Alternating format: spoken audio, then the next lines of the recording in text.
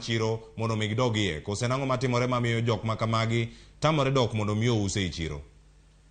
Onge go komwatiyogo nyikwara mogi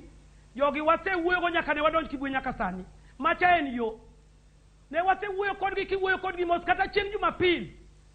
ne chiro do Kibuye church miwachono nok nyal luwore nadhi kanyo mawuoyo kodgi magi yie magi golo kwawuok wadonje iye gichak gidok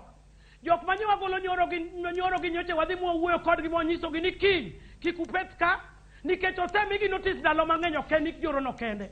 to gi pesa koro wacho ni kiny kik upeth ka magi kawo list magi biro e chiro maluongo jakom mochung' ne Mutumba mama ma wuoyo cha mokaw list gi an go kabiro ge studio mwawinjre kodgi maber ni kiny ok gipethi kiny idhi migi kargi ka chopo kiny gokinyi to gidhi gipetho te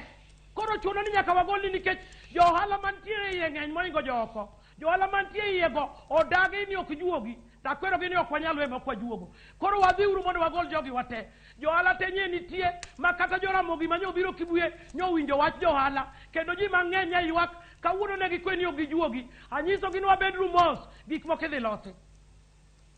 Kowacho ni oganda obed mos gik moko idhi losi kinde machalo nade. Wacho ni are ne gidar ka giwuok Corona Market ka giduogo Kibuye nyaka sani kinde osekalo are ne higa mokalo mano dwe mar 2